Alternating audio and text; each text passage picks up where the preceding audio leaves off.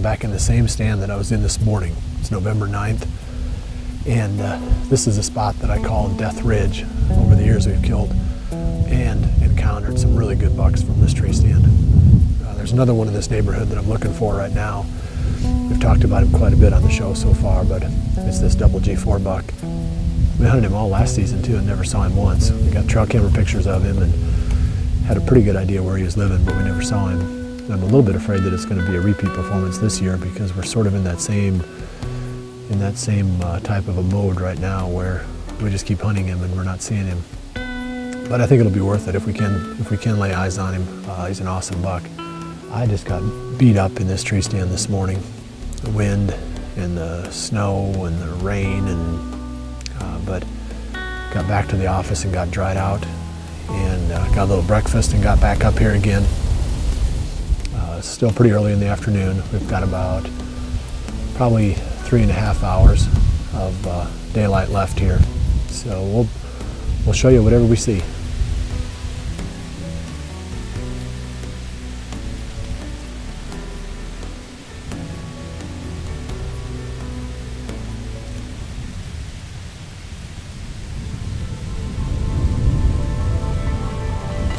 That's him. That's him. That's him.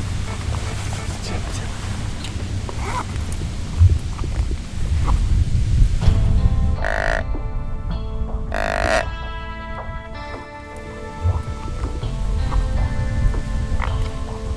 You on him? No, I can't see him.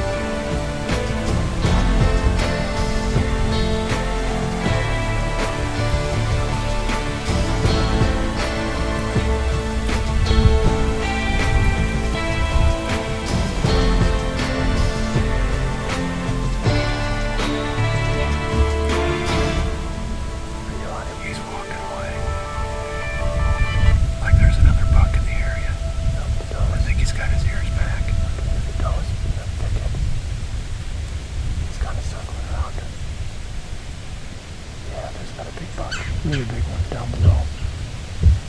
They're going at it. I bet it's G5. I bet you anything it is. Because it was another really big deer. Man, I wish I could see it.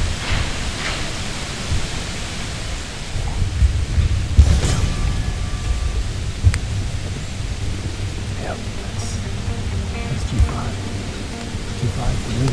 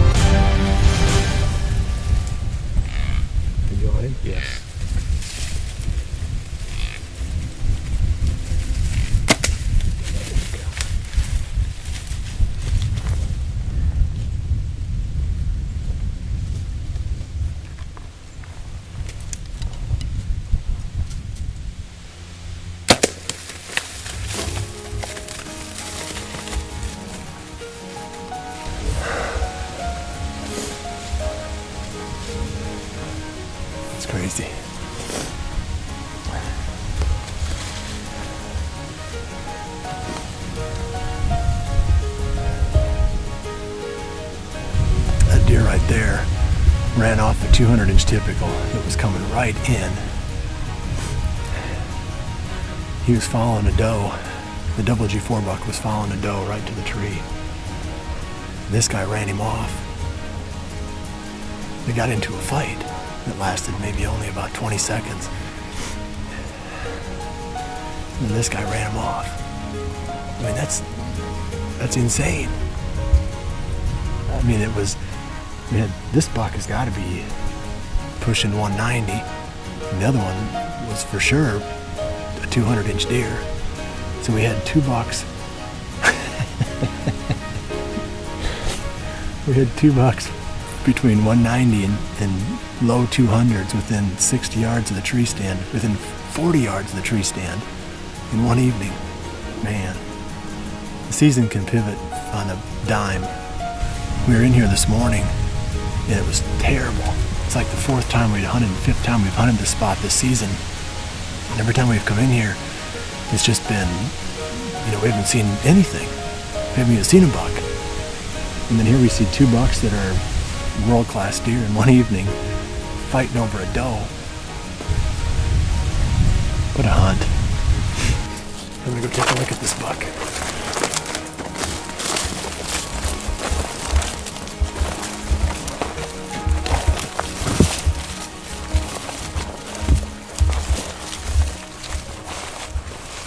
Oh man, look at the size of that buck. I mean, he is a monster. We knew he was a big deer, but I had no idea he was that big. Look at that thing. It's crazy. Look at the points on that side. They're all long, heavy. The whole rack is massive. Man, what a cool deer. Going into the season, this was one of the 4 bucks that I was after. And it's interesting that the other buck on this episode was one of the other 4. I mean, so 2 of the 4 bucks on my hit list going into the season showed up within 40 yards of my tree stand yesterday afternoon. And it just turns out they're the 2 biggest deer on the whole property. I was in the area where the double G4 buck had last shown up on the trail cameras. Let's kind of go back a few episodes and you'll see where I'm talking about how we use the trail cameras to find the range where the deer is living, where he's most active. So I just kept putting my time in there, even though I didn't have any more recent information about the deer. I went back to the photos I'd gotten in sometime around the 20th of October. I felt very fortunate to have seen that buck in daylight, because in the 2010 season I hunted the deer for the entire season and never saw him. Well, that aside, as big as that deer is, this deer here was the more dominant buck in that area. This is the deer we called the G5 buck. And I'd say it was the coolest encounter for sure that I've ever had in the Whitetail woods. The way that this big old deer came in, tearing things up looking for that doe. And I didn't have much time to react to it. And before I knew it, I was fighting to find a clear shot to this buck, and I just kind of panicked and I thought I had the pin where it needed to be on his chest, but I obviously didn't. But it broke him down and brought him to the ground, and immediately I finished him off with another arrow. So it wasn't as if it was a prolonged and inhumane kill. So if you've been following the series all season, you can appreciate what this deer is. We got on this deer in velvet back in, I believe it was early August, late July. Followed him all the way through, got him back on trail cameras mid-September, sort of worked our pattern out. We had a pretty good idea where this deer was based on where we'd seen him the year before, and also where we were getting the trail camera pictures of him this year. So we put the whole thing together. There's some luck there, but hopefully you saw the process. You saw the technique of patterning these deer, learning as much as you can from all the resources that you have available to you, trying to be in the right stand at the right time, and with the G5 buck, it worked out this season. Well, I appreciate you joining me. I'm going to be back again next week. I'm going to keep doing something out there. I'll keep preparing, I'll keep scouting, trying to figure out where these deer are at, so that when the firearm season comes in, I can take the kids out and hopefully get back on. I got 3 of them left on the list, so we're going to keep trying. I appreciate you joining me this week. We'll see you right back here again next week for the next episode of Whitetail Season, right here at AmericanHunter.org.